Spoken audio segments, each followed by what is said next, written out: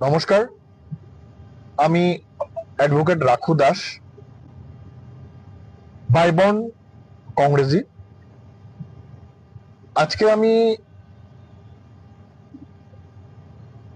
একটি বিষয় নিয়ে আলোচনা করছি।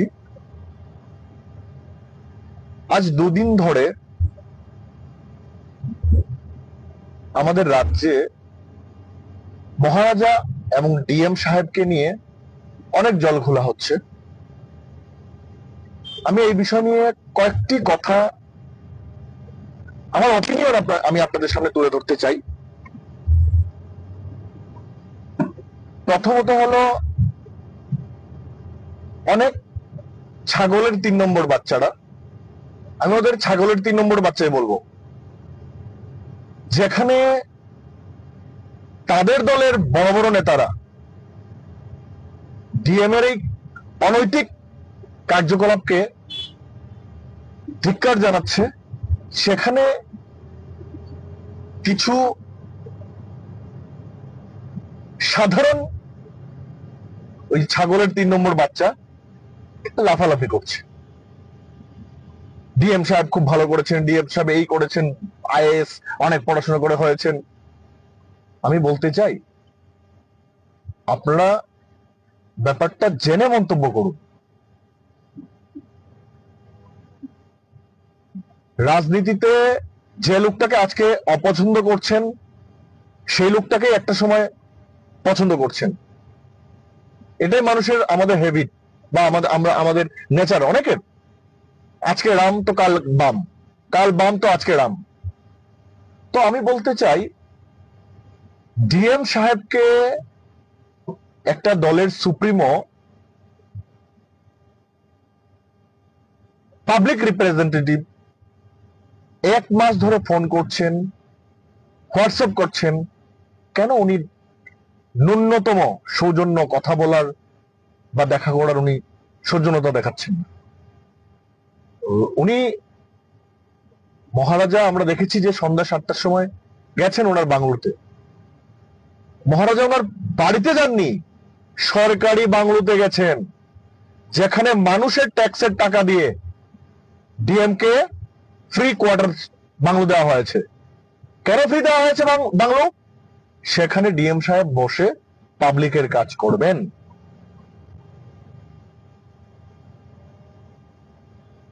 আপনারা জানেন,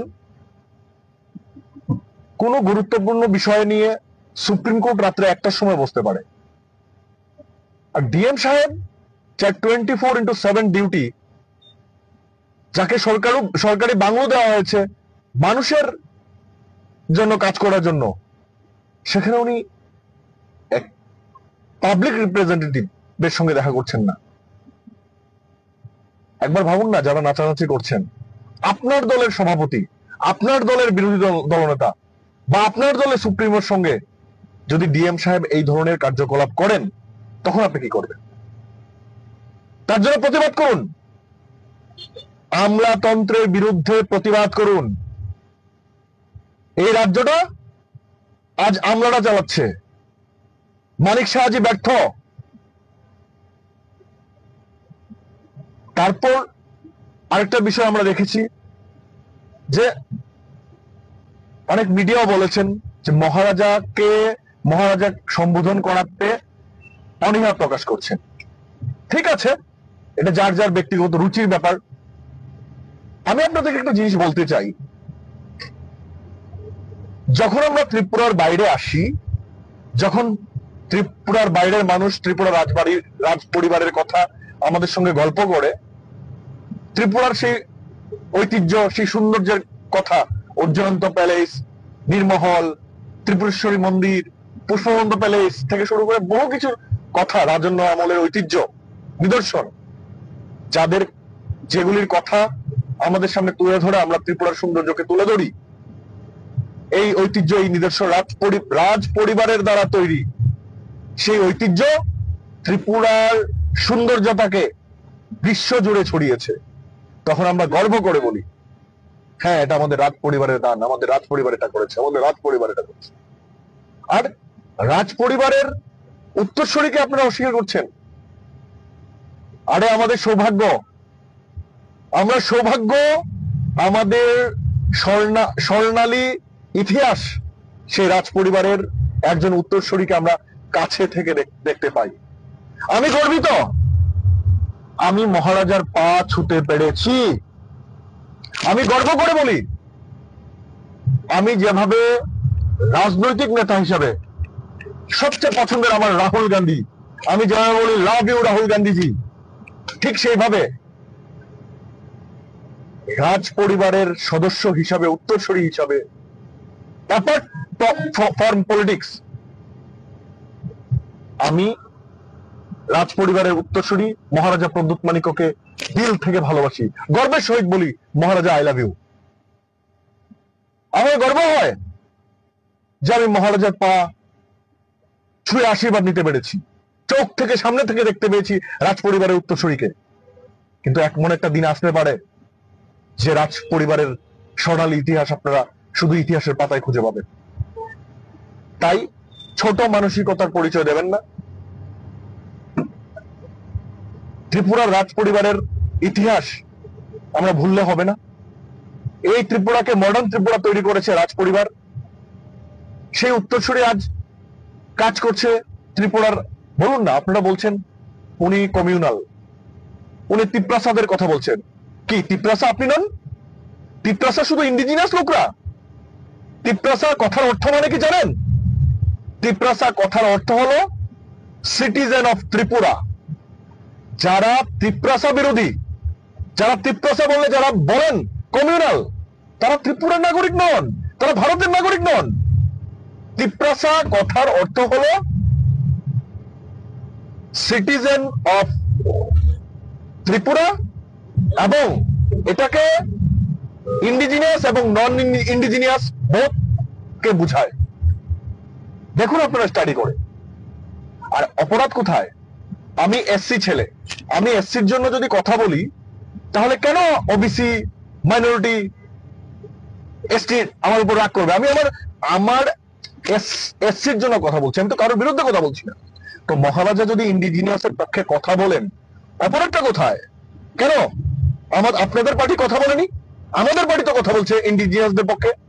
আমাদের পার্টি, মহারাজা পার্টি খুলবার আগে আমাদের পার্টি, কংগ্রেস পার্টি, ইন্ডিজিনিয়াসদের রোমান হরফ দেওয়ার জন্য অনেক আন্দোলন করেছেন। 2013 সালে আমাদের ম্যানিফেস্টো ছিল, 2018 সালে আমাদের ম্যানিফেস্টো ছিল রোমান হরফ করতে হবে। এডিসি কে দিয়েছে? ইন্ডিজিনিয়াসদের এডিসিটা কে দিয়েছে?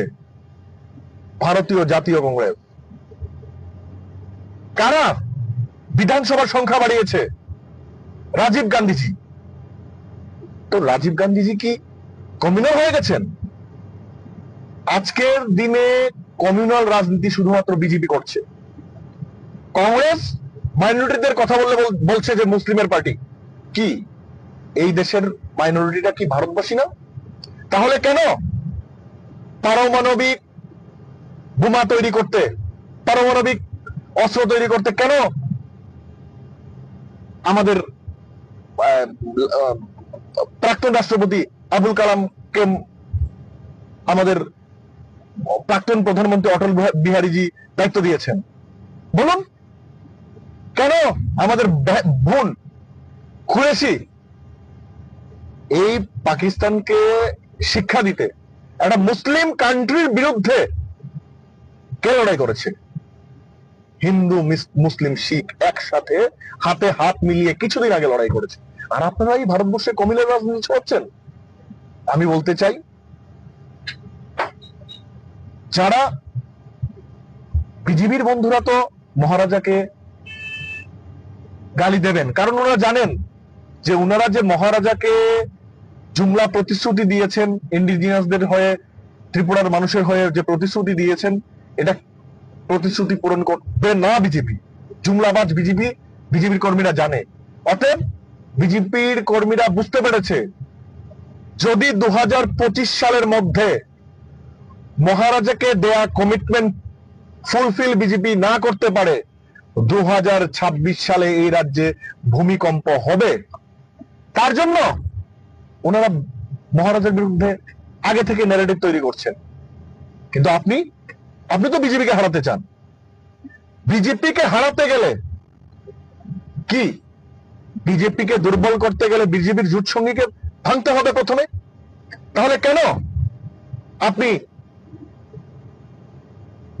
বিজেপি জোট সঙ্গীকে না ভাঙে বিজেপি জোট সঙ্গীকে আক্রমণ করছেন? আপনি বলতে পারেন যে মহারাজা, অ্যাপিল করুন মহারাজার কাছে, সোশ্যাল মিডিয়াতে ট্রেন্ড তৈরি করুন যে মহারাজা বিজেপি আপনার সঙ্গে যে কমিটমেন্ট করেছে সেটা ফুলফিল করবে না, জুমলাবাদ বিজেপি। আপনি বিজেপির সঙ্গে যতদিন থাকবেন প্রত্যেকদিন ত্রিপ্রসাদের এই রাজ্যের ইন্ডিজিনিয়াসদের ধোকা দেওয়া হবে। আপনি বিজেপি সঙ্গ ছাড়ুন আর বিজেপিকে এই রাজ্য থেকে উৎখাত করে এই রাজ্যের প্রতিটি নাগরিকের অধিকার সুরক্ষায় নামতে হবে। মহারাজা আসুন, আমরা আপনার সঙ্গে আছি। আপনার দলের, আমি দেখেছি আমাদের দলেরও কিছু কর্মীরা অভিমানে অনেক কিছু বলে ফেলেন। আমি বলতে চাই, একবার ভাবুন, আমাদের দলের নেতা সিডব্লিউসি মেম্বার সুদীপ রায়বর্মনজি, আমাদের সিএলপি লিডার বীরজিৎ সিনহাজি কি বলেছেন মহারাজাকে? আসুন, আপনি আমাদের দলের দায়িত্ব নিন, নেতৃত্ব দিন, আমরা আপনার সঙ্গে আছি। তবু বিজেপিকে হারাতে হবে। তাই আজকের এই মেসেজ, এই ভিডিও থেকে আমি মহারাজাকে আবেদন করতে চাই, মহারাজা এই রাজ্যের মানুষ ভালো নয়, এই রাজ্যের মানুষ ভালো নেই বিজেপির শাসনে। আপনি বিজেপি থেকে বেরিয়ে আসুন, বিজেপিকে কড়া জবাব আমরা সবাই মিলে দেব। আমরা এই রাজ্যের মানুষ আপনার সঙ্গে আছি এবং আমরা চাই রাহুল গান্ধীজি এবং আপনারা সবাই মিলে এই রাজ্যে আমরা বিজেপিকে উৎখাত করব। এই কথা, এই আবেদন আপনার কাছে রাখছি। নমস্কার।